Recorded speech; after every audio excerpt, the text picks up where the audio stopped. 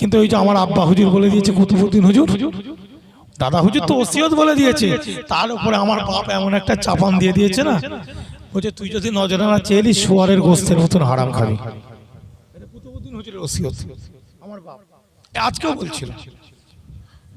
আব্বাকে বলছে, আব্বা এরকম ব্যাপার, এই মেদিনীপুরের ঘটনা তুলেছি, এরকম ব্যাপার মানুষ না চাইলে দিচ্ছে না, তাহলে কি বলছে ওয়াজ ছেড়ে দাও, ওয়াজ করতে হবে না, তোমাকে কি ওয়াজ করতে বলেছে?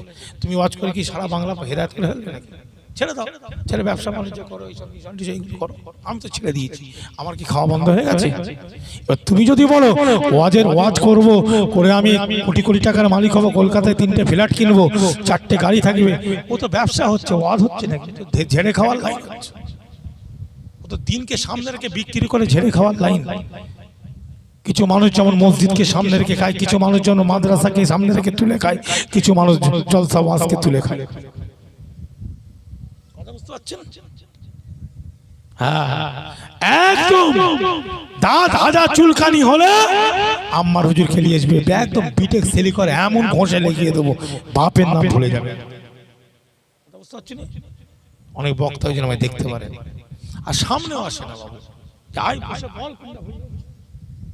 আর যেদিনে খাওয়া শুরু করব কি এইভাবে খাবো, এই লাইন থেকে সরে যাবো, হারাম যখন খাবো অন্য লাইনে নেমে ভালো করে খাবো। এই কথা বুঝতে, এই লাইনে কি খাবো, এই কত টাকা, ও লাইন আছে, এমন লাইনে নেমে যাবো, সব লাইন নেমে যাবে, একদম কোটি কোটি টাকার ব্যাপার। ওয়াই ক্যাটাগরি, জেড ক্যাটাগরি চারিদিকে আমার গাড়ি থাকে, সে আমি জানি কি করতে হবে, আল্লাহ না করাই। খাবুনি যখন খাবো না, ও খালি কামাই ছুঁচো মেরে হাত বন্ধ করে লাভ আছে? তোমাদের কাছে এসে বলবে 30,000 টাকা দিয়ে, একটা রাতের টাকা নিয়ে চলে গেল, নিয়ে যে আমি কি একদম বিরাট কোটি টাকার মালিক হয়ে যাবো? 30,000 টাকা চাইতে যাবো, এমন লাইন করে ফেলবো আমার বাড়ির চারিদিকে জেট ক্যাটাগরি, পুরো মাঠের বাইরে চলে যাবো। তো তোমাদেরকে বলে দেবো আম্মার হুজুর আর হুজুর নয়, ও পীরের বেটা, কিন্তু অন্য লাইনে চলে গেছে, ও পুরো হারামের লাইন, হারাম লাইনে এখন ঢুকে গেছে। আর আমার দরকার আছে। আল্লাহ যেন আমাদের সকলের ঈমানটাকে হেফাজত করে, জোরে বলে না। সবই বুঝি, সবই খেলতে জানি, কিন্তু খেলতে গেলে একটু আটকে যায়। মেজ হুজুরের চেহারাটা দেখেছি তো, কথা ঠিক না ভুল? জোরে বলে কি হুজুর কিবলা দেখে দেখেছি তো, যে মুজাদ্দেদ জামান দাদা হুজুরের যে ব্যাপারটা, যতটা পারা যায় যেন মৃত্যু পর্যন্ত সেইভাবে চলতে পারি, আমিও যেন চলতে পারি, আপনিও যেন চলতে পারে। জোরে বলে আল্লাহুম্মা আমিন। হাসরের ময়দানে আমরা যেন এইভাবে একসাথে যেন থাকতে পারি। আমার রাসূল যখন ইন্না আতাইনাকাল কাউসার, কাউসারের পানিটা যখন পান করাবে, আমরা সকলে যেন হাতটা পেতে যেন আমার নবীর কাছ থেকে এইভাবে আমরা সকলে কি লাইন দিয়ে যেন এইভাবে পানিটা পান করতে পারি। জোরে বলে, ওখানে হচ্ছে আমাদের আসল মজার জায়গা। আর দুনিয়া সিজনুল মুমিন, দুনিয়া হলো মুমিনদের জন্য হলো কারাগার, জেলখানা। বুঝবেন? একটু সবর করতে হবে, আল্লাহ চালিয়ে দেবে, একটু কষ্ট হবে, একটু কষ্ট হবে ভাই, চলবে, কিন্তু কথা বুঝে যাচ্ছে না? আল্লাহর কাছে খালি একটা দোয়া চাইবে। কি দোয়া? জোরে বলে, একটা দোয়া চাইবে, একটু বলে দিচ্ছি। ছেলে পুলেরা মানুষ হচ্ছে হোক, একটা দোয়া চাইবেন, আল্লাহ যখন বিপদে পড়বো, একটা বিপদে পড়ে না মানুষ, হঠাৎ করে একটা কঠিন, তখনই তো একটা অসুবিধায় পড়েছে, নাহলে তো দিন যাচ্ছে, দিন খাচ্ছে, ঠিক আছে, কি বিপদে পড়ছে, শরীরটা খুব খারাপ, এখন চোখের সামনে ঘরে শুয়ে শুয়ে কি মারা যায়, একটু মানুষের ইচ্ছা যায় ভালো হসপিটালে দিই, একটু ওষুধ পানি খাওয়াই, চেষ্টা করতে হবে না? ওই সময় কিছু মানুষ বিপদে পড়ে যায়, আল্লাহ যেন ওই জায়গাটাই যেন কোনো মানুষের কাছে না হাত পাততে হয়। আল্লাহ হালাল খাবো, চেষ্টা করছি, হালাল খাওয়ার চেষ্টা করে যাচ্ছি, কতটা পারবো জানি না। শেষ পর্যন্ত আম্মা সিদ্দিকী মৃত্যুর আগে পর্যন্ত এই নীতির উপরে থাকতে পারবে কিনা এটা আমি জানি না আল্লাহ, কিন্তু কথা হলো এখনো পর্যন্ত ধরে রেখেছি। কথা বোঝা যাচ্ছে না? চারিদিকে 40 লাখ ঘুরছে, আর মধ্যখানে ভাইজান 50,000-এর গাড়ি, আর চারিদিকে কি হয় 40 লাখের গাড়ি যাচ্ছে, ছুটাছুটি করছে। ভাই নাফস তো খুব টলমল করছে না? করছে না? জোরে বলো, আমিও তো মানুষ নাকি? ফুরফুরা চারিদিক থেকে 40 লাখ 30 লাখ 15 লাখ বেরিয়ে যাচ্ছে, আর এখানে সে 80,000 আর 50,000-এর মধ্যে খালি আপ ডাউন হচ্ছে। তা নাফটা একবার করে গড়াচ্ছে না, হট করে যদি হড়কে যায়। এখন আমি তো কুতুবউদ্দিন হুজুর নয়, আর আমি তো মেজো হুজুর নয়, আর আমি তো এইসবের মতন মানুষ নয়, কি গো, আমি তো তাদের অনেক নিচেই পড়ে আছি। তারা নাফস কন্ট্রোল করে বেরিয়ে গেছে, হ্যাঁ, গাড়ির তলায় শুয়ে টুয়ে এটা ওটা করে কালি ফালি মেখে বেরিয়ে চলে গেছে। কথা ঠিক না বল? দোয়া করবেন যাতে এর উপরে থাকতে পারি। আল্লাহ যেন বিপদের সময় আল্লাহ যেন আপনাদেরকেও যেন উদ্ধার করে, কোনো মানুষের কাছে না হাত পাততে হয়। জোরে বলেন আল্লাহুম্মা আমিন।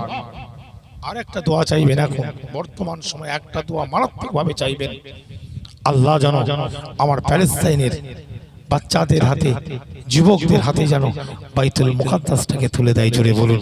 আর এই প্যালেস্তাইনদের মুসলমানদেরকে যেন আল্লাহ হেফাজত করে। জোরে বলেন আমিন। এই দোয়াটা চেয়ে যাবেন, আল্লাহ আমায় গাড়ি দাও, আমায় বাড়ি দাও। ও দোয়া অনেক হয়েছে। এখন আপনি দোয়া চাইবেন আপনার ভাইদের জন্য। কার জন্য? এই প্যালেস্তাইনে যারা আছে, ওরা আমার ভাই, ওরা আমার বোন, বুঝলেন? ওদের জন্য দোয়া চাইবেন। ওরা মজলুম অবস্থায় আছে, অত্যাচারিত, পদদলিত, লাঞ্ছিত অবস্থায় তারা জীবন যাপন করছেন। আমরা কিছু না করতে পারি, কিন্তু আল্লাহর কাছে যদি তাদের নিয়ে একটু আলোচনা করি, একটু জিকির করি, একটু তাদের নিয়ে দোয়া চাই, আল্লাহ খুশি হবে। যে যাই করুক, আমার বান্দারা কিন্তু ওই প্যালেস্তাইনের বাইতুল মুকাদ্দাসের জন্য যারা কাজ করছে, তাদের জন্য অন্তত পক্ষে দুটো আলোচনা, একটু জিকির, একটু দোয়া চেয়েছি। আমি আল্লাহ পাক ওদেরকে কষ্ট দেবো না, ওদেরকে কোনোদিন বিপদে ফেলবো না। ওদেরকে যখন সাহায্য হারা অবস্থায় পড়ে যাবে, ওদেরকে আমি আল্লাহ আসানের সঙ্গে সাহায্য করে দেবো। জোরে বলে সব জিনিস আল্লাহ ভালো করে দেবে। কঠিন কঠিন রোগকেও আল্লাহ ওদের ওসিলায় ভালো করে দেবে। ওরা হচ্ছে এখন ওলি। ওরা কে? জোরে বলে। এই জামানার বড় বড় ওলি কারা? জোরে বলে। এই জামানার বড় বড় পীর আর ওলি প্যালেস্তাইনের মুখে যারা, ওরা হচ্ছে ওলি। আপনাকে আমি বলে দিলাম, ওরা হচ্ছে আল্লাহর ওলি সব এক একটা, বুঝলেন? কথা বোঝা যাচ্ছে? আল্লাহর প্রিয় বান্দা ওরা। আমরা তাদের জন্য একটু দোয়া চাইছি, আল্লাহ খুশি হবে, বুঝলেন? এই দোয়াটা নামাজ পড়িতে চাইবেন, প্রত্যেক দিন চাইবেন। আল্লাহ দেখবেন আপনার আমার ভালো করছে, আপনি আমি দেখবেন অনেক কিছু দেখবেন আস্তে আস্তে করবে। এই দোয়াটা চাইবেন। আমাদের কার দোয়া কবুল হয়ে যায়? আল্লাহ একজনের দোয়াতে, হ্যাঁ, আল্লাহ ওদেরকে জয় করিয়ে দিতে পারে। জোরে বলুন। চেষ্টা করে যেতে। তা ভাই সকল, ইসলাম এই হচ্ছে ইসলাম। লাস্তা আলাইহিম বিমুসাইতিন, যেটা বলছিলাম, কি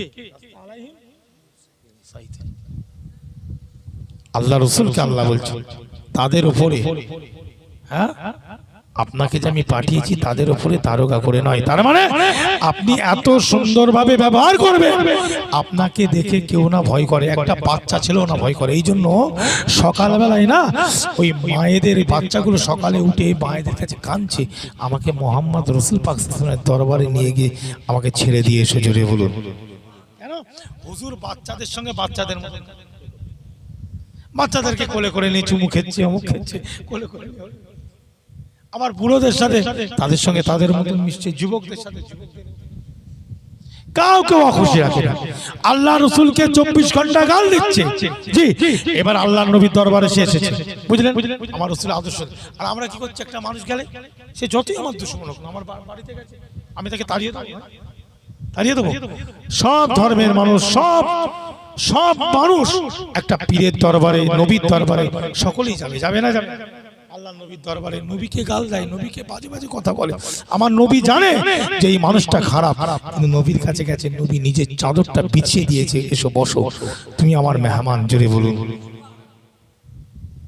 রাসূল কোনোদিন তাকে তোলেনি যে তুমি আমাকে এখানে গাল দিয়েছিলে, তুমি আমার এখানে বসছো কেন, বেরো এখানে, গাল দিয়েছে। হুজুর জানে যে আমাকে খুব বাজে বাজে অভদ্র ভাষা আমার উপরে ইউজ করেছে, ব্যবহার করেছে, কিন্তু হুজুরের কাছে এসেছে কি গালিগালাজ করেছে। কথা বুঝলেন? হুজুর জানেও, তা সত্ত্বেও তাকে চাদর বিছিয়ে বলছে তুমি আমার এখানে বসো। জোরে বলুন। আমার মেহমান। আমরা মুসলমান, আমাদের চিন্তাধারাটা এরকম রাখার দরকার আছে না নাই? জোরে বলুন। খবরদার কোন মানুষকে, মেহমানকে খবরদার দুঃখ ব্যথা দেবেন না। একটা মেহমান আসা মানে মনে রাখবেন আল্লাহ আপনার উপরে রাজি হচ্ছে। জোরে বলুন না সুবহানাল্লাহ।